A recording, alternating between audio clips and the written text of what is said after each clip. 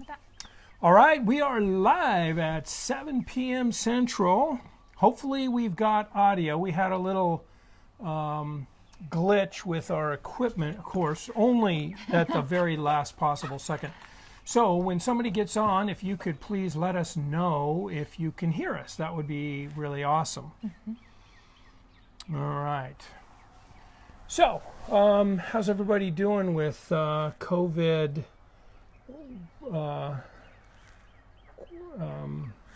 COVID-19. COVID-19, but what am I trying to say? Being sequestered. Jody, hi. Hey, can you hear us? We had a little equipment issue right at the last possible second and had to go to plan B. So let me know if you can hear us, please. I see a little heart. I'm wondering if that means you can hear us. Okay. Okay, great. awesome, good. Thanks. Good. So everything's, oh, hi, Mandy. Hi, Everything's Mandy. always exciting to try to figure out at the very last second. Charlene, hi. How are you doing? Christina. Oh, Christina, I can't even read. And I got my Presto Changeo glasses on. I guess we're outside, so I'm going to get darker and darker as we sit here. So, oh well. We thought it was too nice not to sit outside tonight. So. And you can hear us too, also good. Okay, good. Good. So, how's everybody doing with COVID-19 and sequestration and hopefully coming out of sequestration?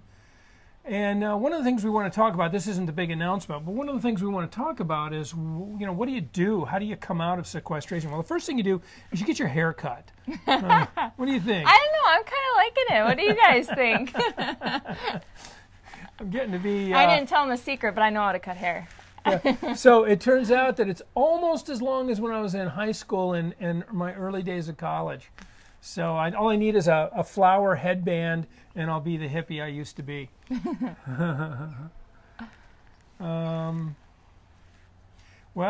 Thank you. This is beautiful, isn't it? Yeah, we're very lucky. So anyway, as we come out of COVID, out of quarantine or whatever, how do you protect yourself? And it really goes back to the very first conversations we had about COVID-19. And that is wash your hands frequently, don't touch your face, and wear a mask. And just like we've been talking about from the beginning of time, you don't wear a mask to protect yourself. You wear a mask to protect other people. In fact, I wanted to have some masks made that say, I'm wearing this for you, right across your face, because when people say, well, I don't want to wear a mask, I'm not afraid of it. Well, you might not be afraid of it, but what about the other people around you? Those are the people that you're really trying to protect. You're trying to protect other people with your mask. So wearing a mask, if you're out in a public place, like if you're working with people at a shop or something like that, as you start to go back to work, come home, strip down, take a shower, wash your hair, and put those clothes immediately preferably immediately into the washing machine and wash them. If you can't do that, then into a hamper that has a lid on it or a plastic bag that you can seal. So those are really, hi Eric, hi Jane, and Fran, hi, and Mandy again. Hi sis, yeah, well, you guys can't even afford a phone call. You gotta crash my video to to say hi. Anyway, so that's COVID. What questions do you guys have about coming out of quarantine, like most states are slowly starting to do? Selena, hi. We'll give you a nanosecond to think about it. What are your thoughts?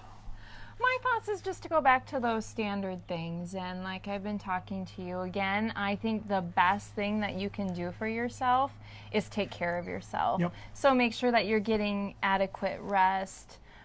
Make sure you're doing. Did you post that comic?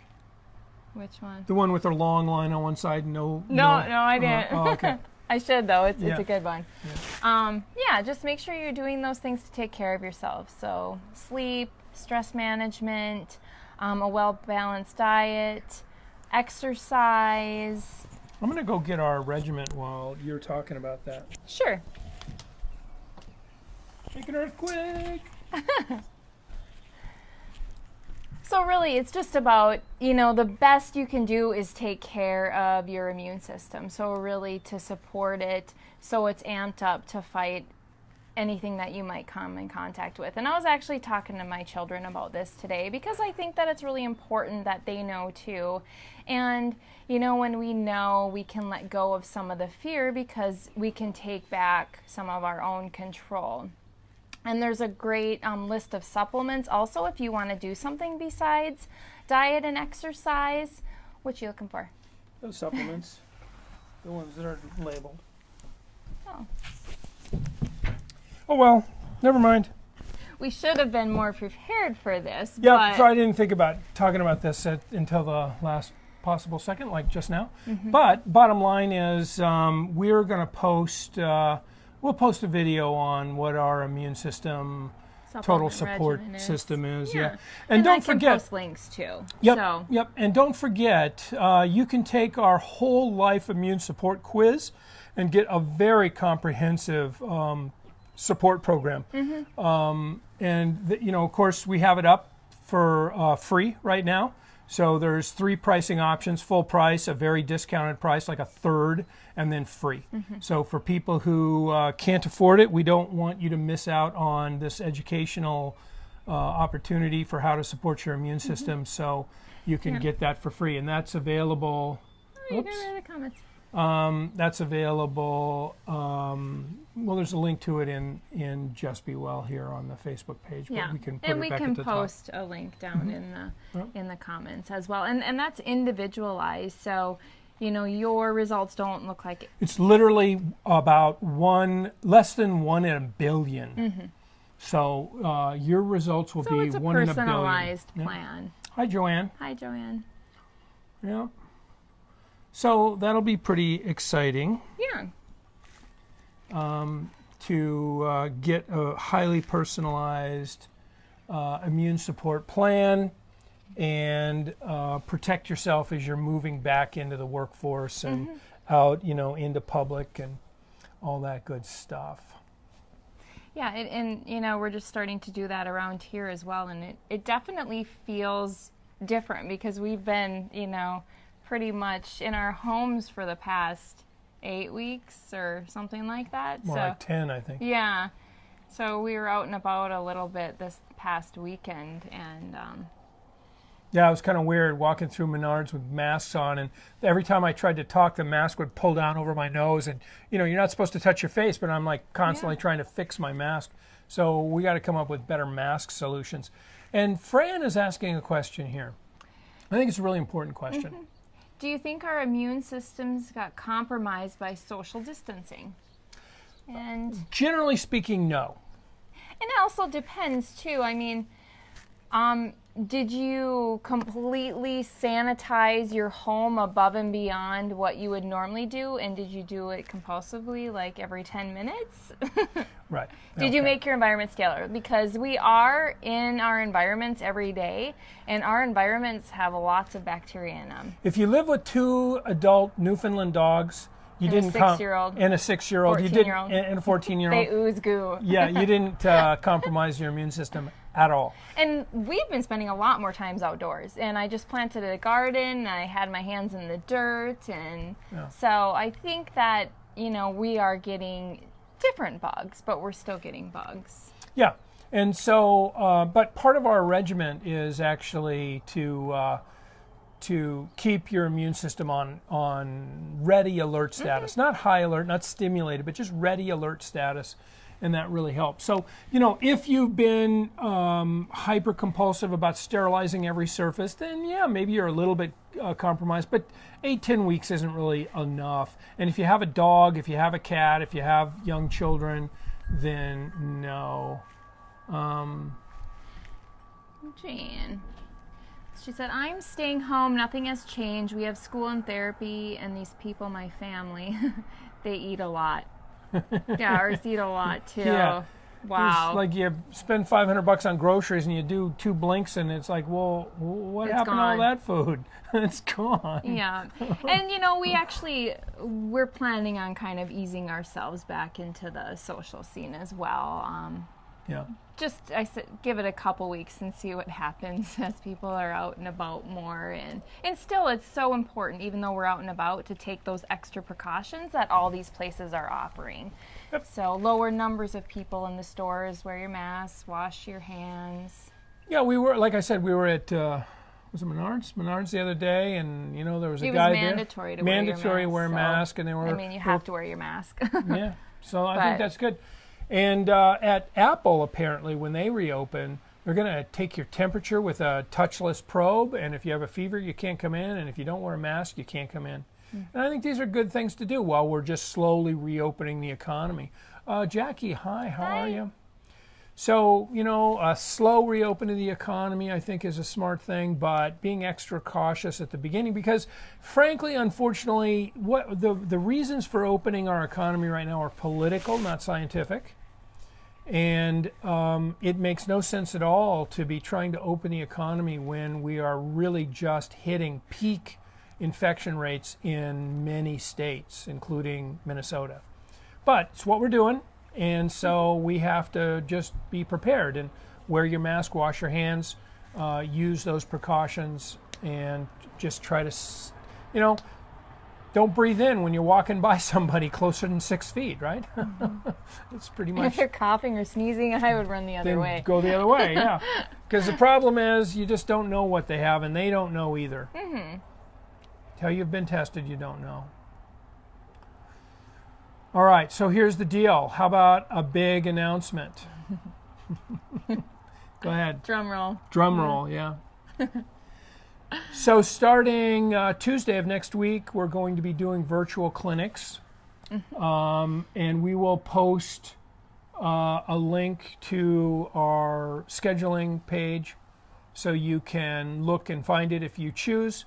But we're going to be doing virtual visits for basically all comers, functional medicine. So it's a subspecialty functional medicine clinic. What I do is tertiary care functional medicine, which means that, if you have some diagnosis, you have rheumatoid arthritis or this, that, or the other thing, you need to keep your allopathic doctors. You need to keep your primary care doctor. I'm not going to be your primary care doctor. You need to keep your specialists, all that stuff. But if you want to do a layer on top of that of functional medicine, so functional medicine creates diet and lifestyles and adds nutritional supplementation based on your unique physiology using tests to optimize your genetic expression so that you express the very best version of you. And for those of you who are longtime patients, you knew that that means really, I don't care what your diagnosis is, because we're going to work on your underlying physiology to make it work better. Mm-hmm. So, people with Lyme disease, we treat Lyme disease. By and large, I use very few antibiotics anymore. I used to use a ton of them when I first started treating Lyme, but they're great for acute Lyme. They just don't work that well for chronic Lyme. Mm-hmm. And rheumatoid arthritis, inflammatory bowel disease, Crohn's disease, all those kinds of things, heart disease, lung disease, kidney disease, whatever it is, we treat it, but we don't really treat the disease. We treat your mismatched relationship between the environment and your genes. So we optimize diet and lifestyle and add in nutritional supplements to make everything work well. Mm-hmm. Or maybe you just want a little bit extra information or something that you can tweak in your normal day-to-day plan to get that last 10% that you want to be at. Yeah, for the wellness end of it. Yeah, for the wellness part of it. So it's really for everyone. Yeah. So Luann's asking a really important question. Mm-hmm. Some people that have recovered from COVID believe they don't need to wear a mask because they are immune. Is this accurate? The truth is, we don't know the answer to that question. No one knows the answer to that question. Anybody who says they do know the answer to that question, it's not right. They don't know, because science doesn't know. We don't know if people gain lasting immunity to this disease yet. And we don't know the extent to which mutations have occurred. So as an example, flu, the regular old flu. Every year you need to get a flu shot if you're going to be immunized, because every year the flu bug mutates just enough that last year's flu shot just doesn't work. So same thing with COVID. We just don't know yet. So that's not accurate information. That's just another one of those memes running around. There's all kinds of them that people are, immune, so they don't have to worry about it, and they probably don't, but we don't know. So, good question. Excellent question. Oh, hi, Christy. Hi, Christy. And what else? What are we going to do? How are we going to do this virtual clinic thing? Well, it's going to be online scheduling, so you can get on your computer, whether it's 5 o'clock in the afternoon or midnight when you have some time, and schedule an appointment. And the appointments are going to be, there's going to be a couple different things. So we're going to do, maybe it's just 15 minutes you want. So you're going to have a choice. Okay, I want to schedule 15 minutes with Dr. Salt. Maybe you want 30 minutes, maybe 45 minutes. Even up to an hour appointment, depending on what you want to discuss with him. And then the really great part is that we're also going to be doing daily group visits. So the daily group visits are the same cost as just the 15-minute visit, but studies have shown that there are so many benefits to being in these group visits. So we really wanted to utilize it because you get a 2-hour visit for the 15-minute price. You're smiling at me. You just sounded like a valley guy. I just couldn't help it. It was like, 15 minutes? That's the last time I saw it. You explain it. Making fun of me. No. So and hi, Brian. There'll be a lot of great education in the 2-hour visits. So really stuff that you can't get one-on-one because sometimes there's an answer that or question. Stop.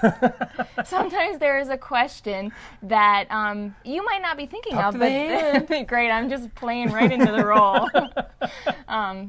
There's a question that you don't think of and somebody else does. So it's a really great way to get all your questions answered. I'm sorry, it just tickled my funny bone. That was just funny. But that's really important information, what she was saying. It's so true that group interchange, if there's something between 6 and 15 people in this 2-hour visit, and the wisdom of the group is so much greater than me or you or any other one of us. People ask questions that I don't, I'm not the one who's sick, so I don't think of it. And you didn't happen to remember that bugs you every single day, right? But somebody else did. So it's a really beautiful... Maybe it's something you would think about like I do. Like as soon as I shut the door to the office, then I remember those last 3 questions that I forgot to ask, or maybe they're new. But so yeah.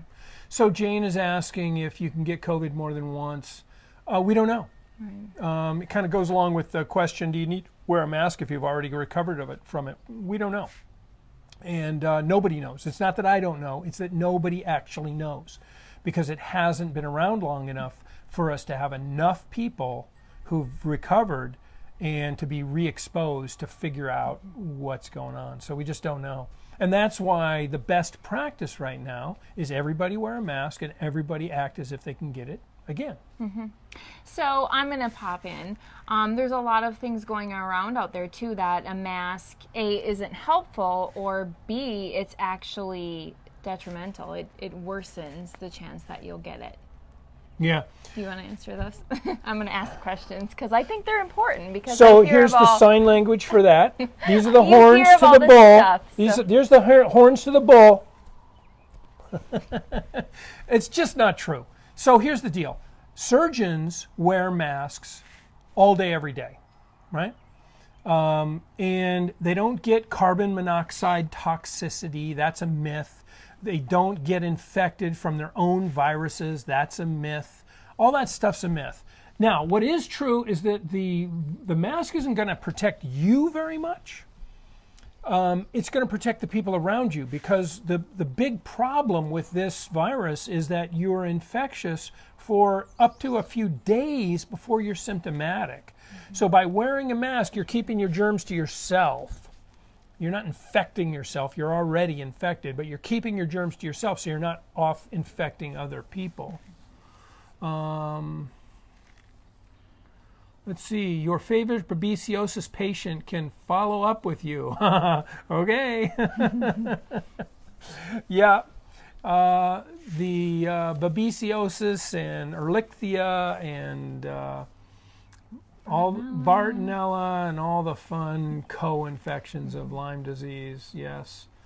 we'll treat all of it, and we'll also treat many other things. But it'll be a little different approach than maybe you had in the clinic, because it's a off-site thing, and we're going to really dive a lot deeper into the entirety of the functional medicine model than we were able to do in clinic, because we've really made some improvements to the way that we can address these underlying physiological imbalances. And all these great programs that we've been developing over the last year are going to be utilized in this approach as well. Yeah, so we were creating this thing called Peak Wellness Academy, but because of the COVID situation, it's not top of mind for people, and we just weren't getting enough signups. So we're instead doing an individual clinic like we talked about, but we're taking all of that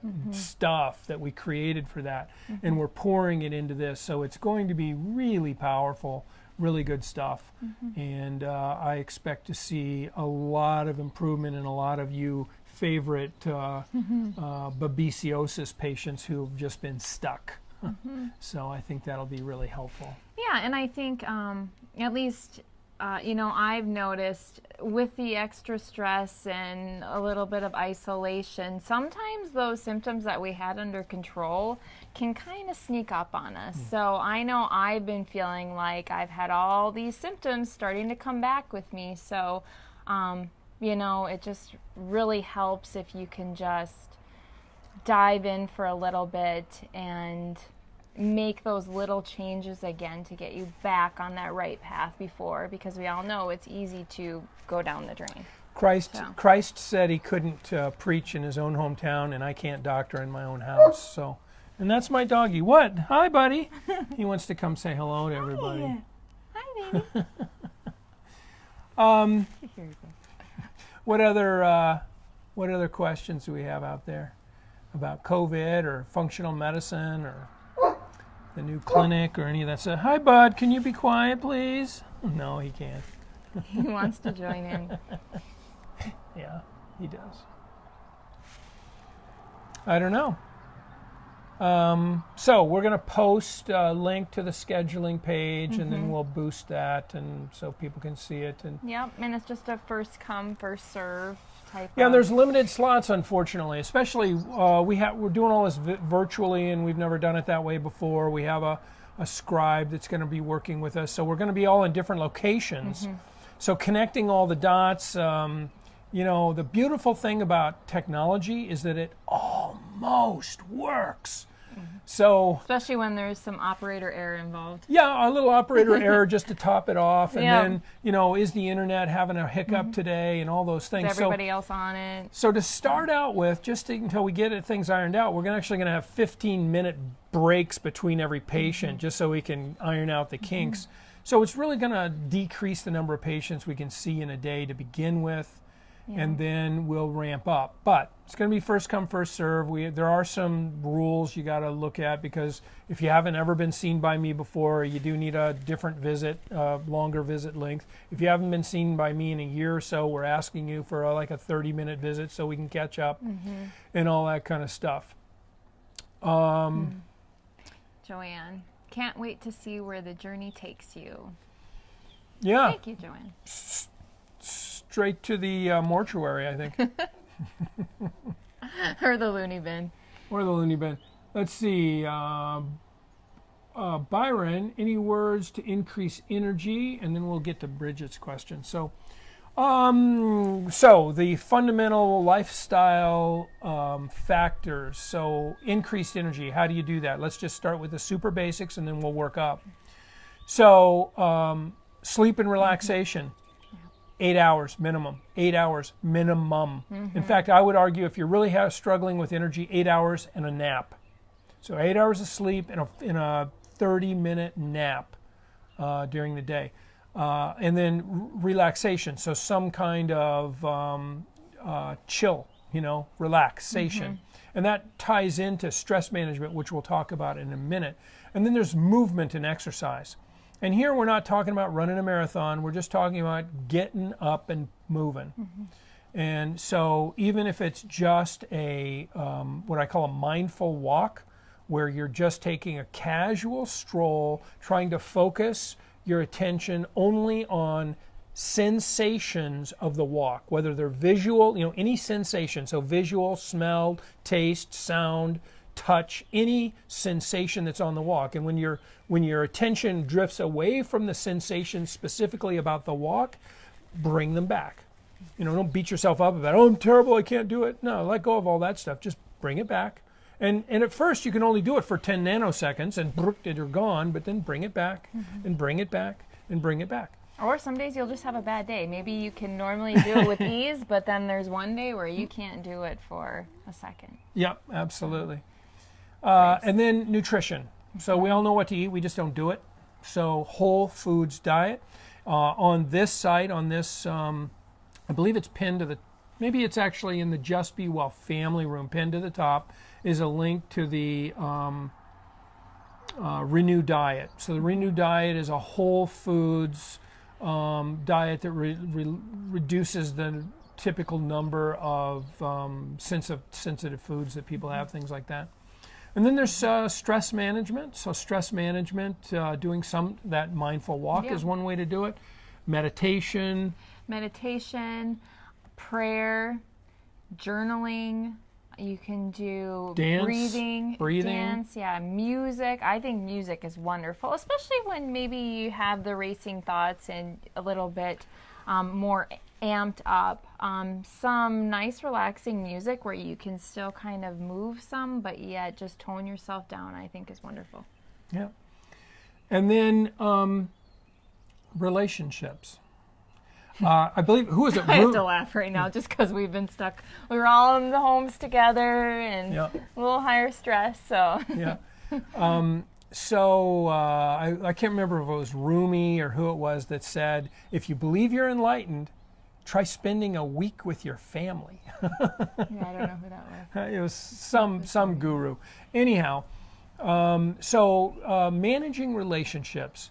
And what does that mean? It doesn't mean you have to cut people out of your life. It just means you have to learn how to redirect people. So, Uncle so-and-so who has the exact opposite, fervently believed exact opposite beliefs that you do, whether they're religious or political or whatever they are, when they start wanting to engage you in that really difficult conversation that you're not really interested in, just redirect it. Say, hey, insert mutual friend. Hey, remember Susie? I saw Susie at so-and-so, or I talked to her on the phone, or I saw her on Facebook, or blah, blah, blah. Just change the subject.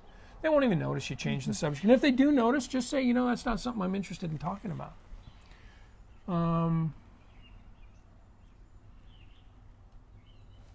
Mandy, congratulations. Oh, yeah. We got to do this one next. Oh, yes. So that's and then there's a whole bunch of supplements involved. So I think I said before we're gonna repost the Whole Life Immune Support Program. It's actually a way of looking at the entire matrix and creating a 1 in a billion, literally 1 in a billion assessment of you.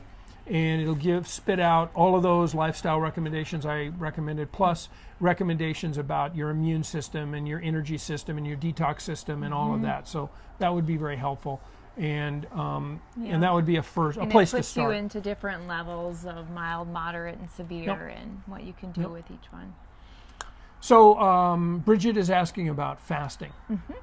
So I'm a big advocate of kind of piling all of your food in the day into a single 8-hour period.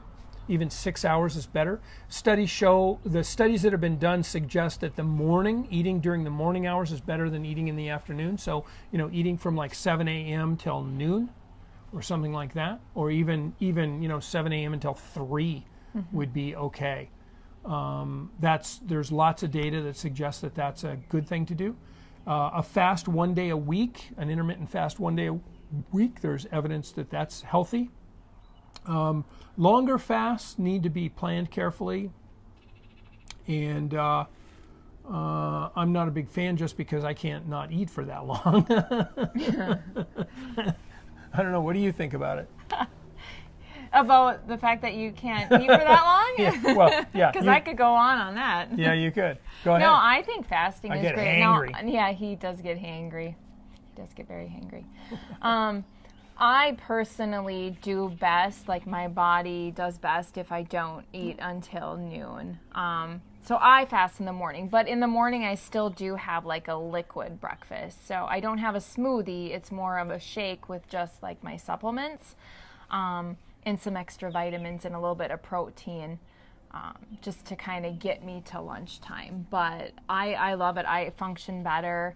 I don't do well with a lot in my stomach right away in the morning, and almost like it holds me down. So I prefer to fast in those morning hours, and then I usually don't eat no matter what after 7. So it's like 7 hours during the day that.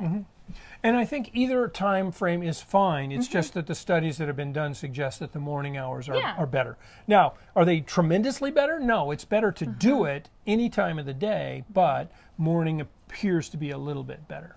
And part of it might be, it's hard with the kids to be like, okay, you guys are going to have supper and I'm going to sit down and watch you eat. Like, I don't want to make this meal for everyone and then sit down and watch everyone else eat it. It's not fair. Yeah. So it just works well. But I love it, yeah. Yeah. All right. Oh, you're in trouble, Jane. Yeah, you sleep eat. I've known several people. I actually knew a guy who was such a strong sleep eater. He put a combination lock on his refrigerator, and then he figured out how to do the combination in his sleep.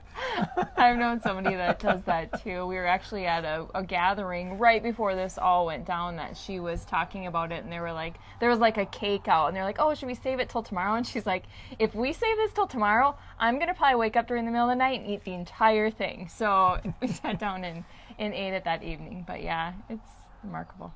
Yeah. All right. What do you got there? 7:30. Okay.